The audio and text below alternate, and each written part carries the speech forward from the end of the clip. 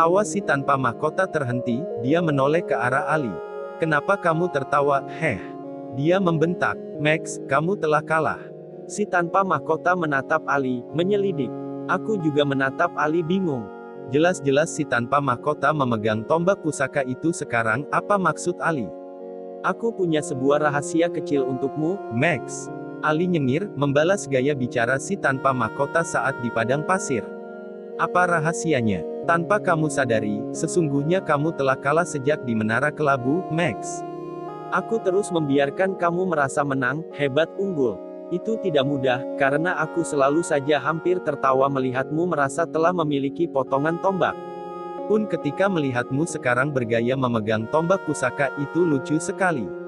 Ali terpingkal memegangi perutnya. Wajah si tanpa mahkota merah padam. Dia jengkel. Tidakkah bocah ini akan menghormatinya sedikit pun? Dengan tombak pusaka di tangan, dia adalah petarung terhebat dunia paralel. Aku sungguh berterima kasih atas kejadian di klan Komet Max.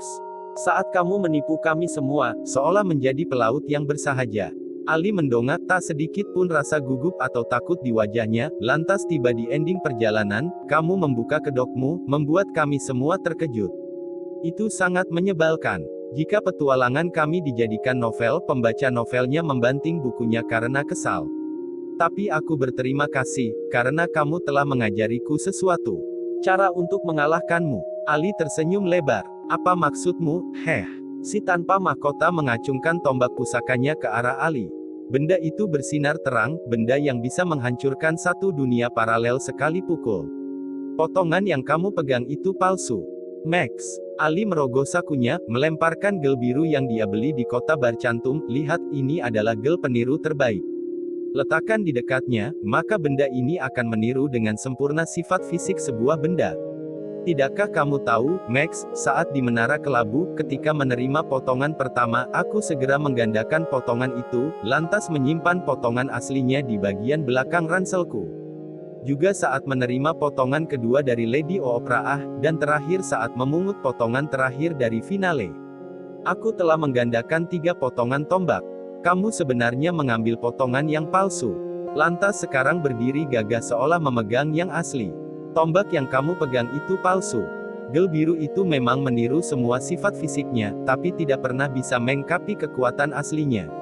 Ali nyengir lebar. Sifat buruk lainnya. Tapi aku tidak pernah berbohong seperti kamu. Nah, kamu sekarang bertanya-tanya, di mana yang aslinya, maka inilah dia. Dengan cepat Ali menarik keluar 3 potongan tombak dari belakang ranselnya, benda-benda itu bergabung dengan cepat, sekejap, sebuah pusaka telah terbentuk.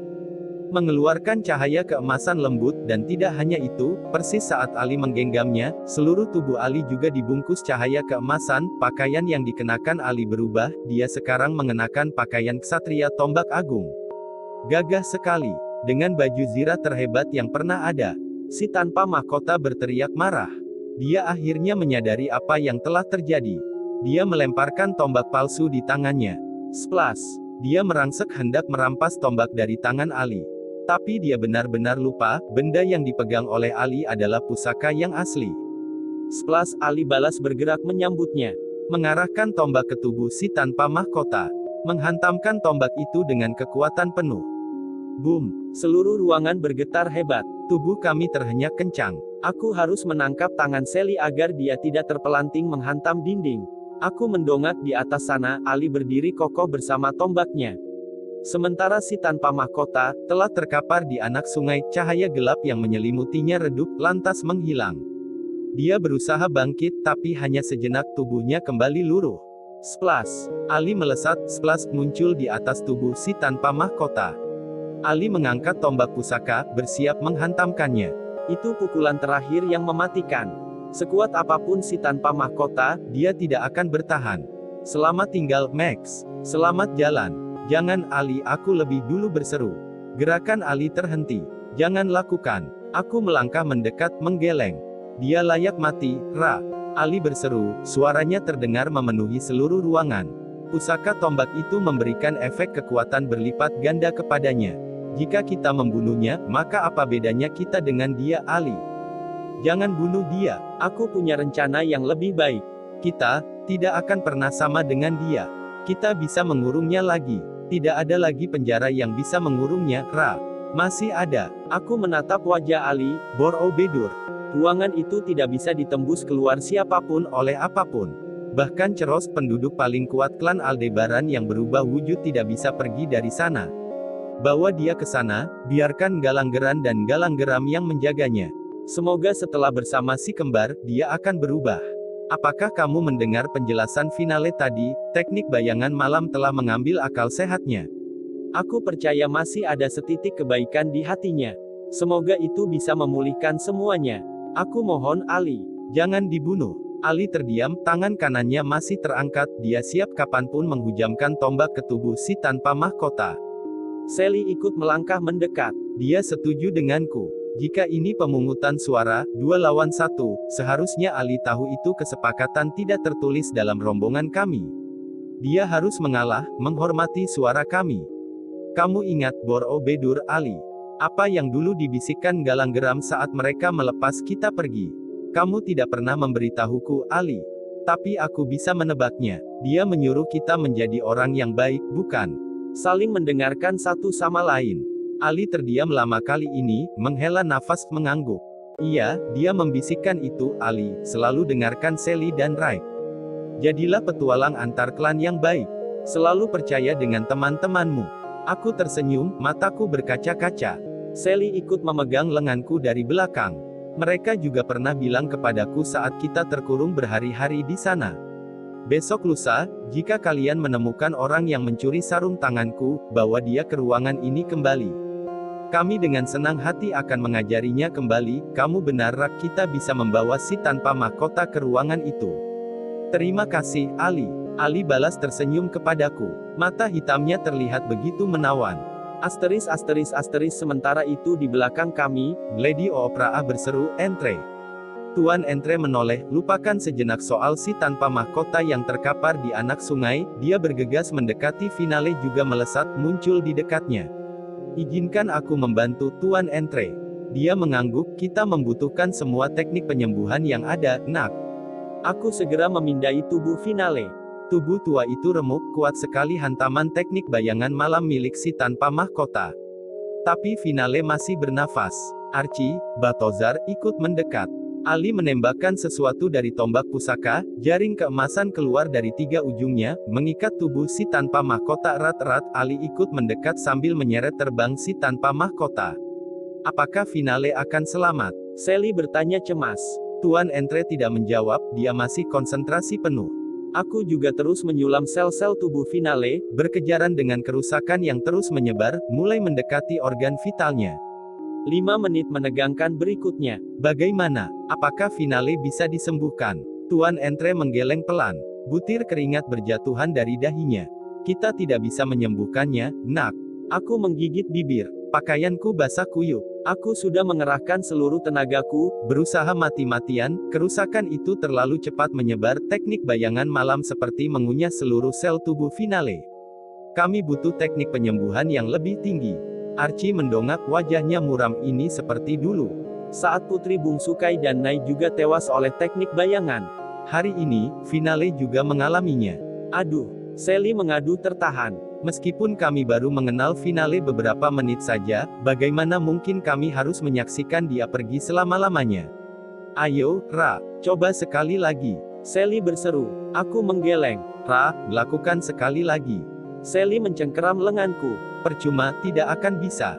Lady Opraa memeluk tubuh finale yang mulai dingin, dia menangis.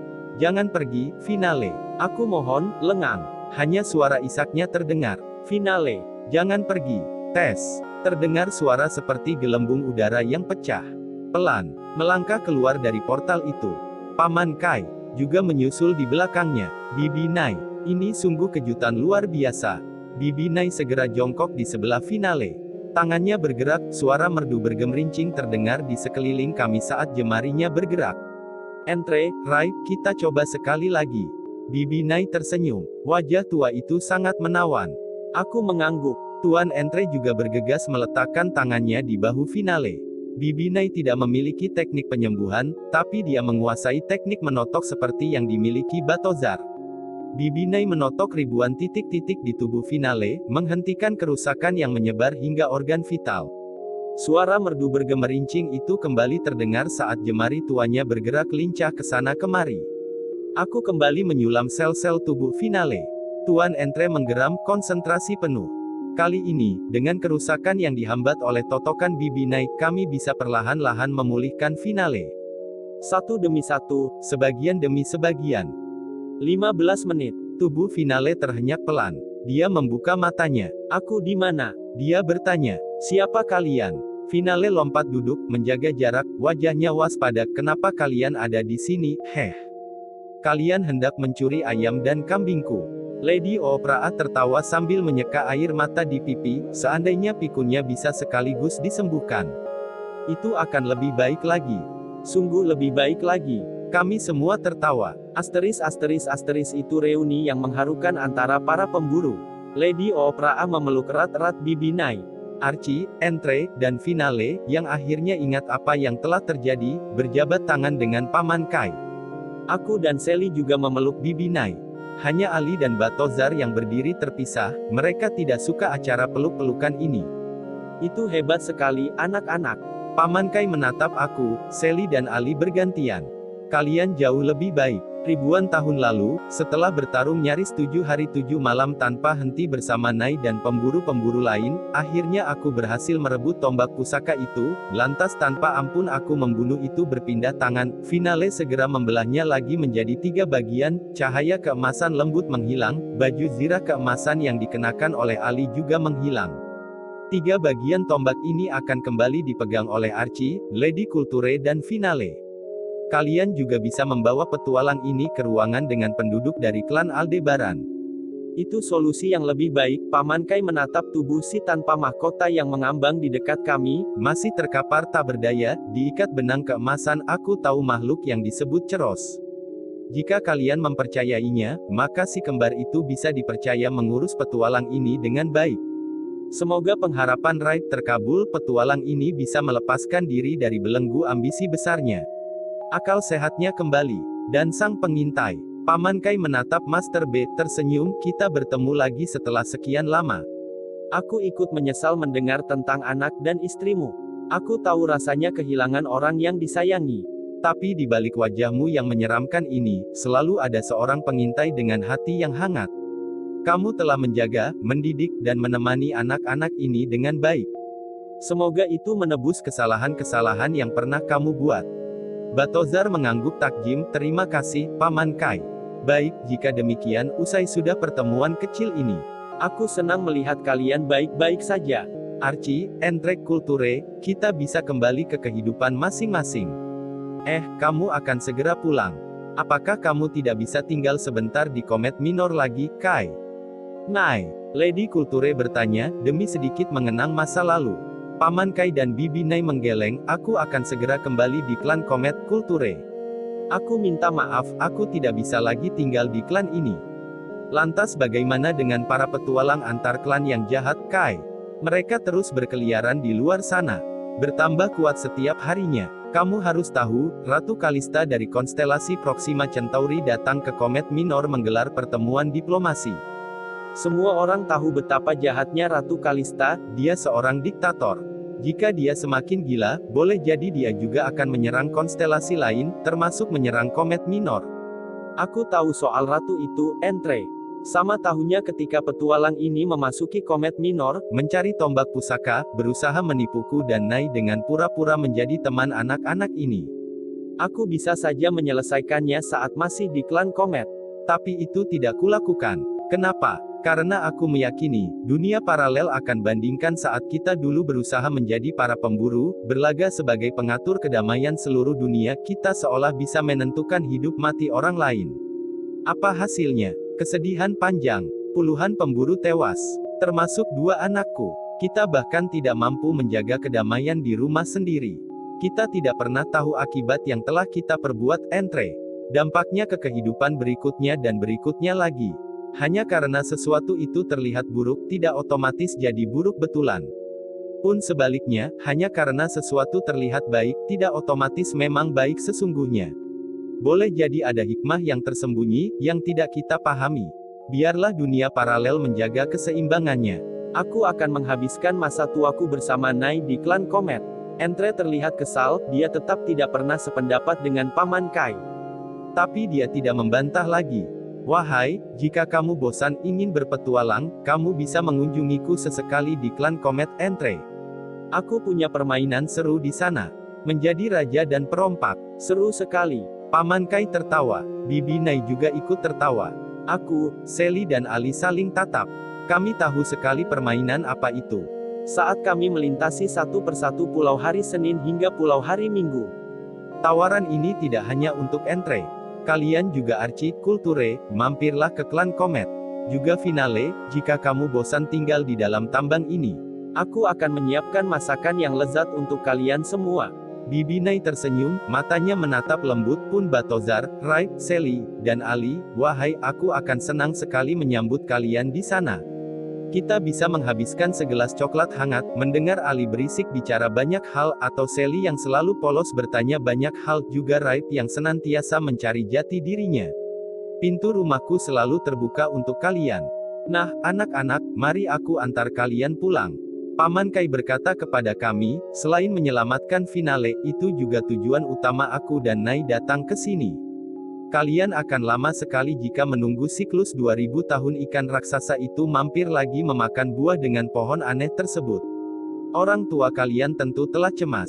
Raib, bisa aku meminjam buku kehidupanmu? Aku membutuhkan titik penerima di klan bumi. Buku kehidupan itu bisa memberikan sedikit bantuan.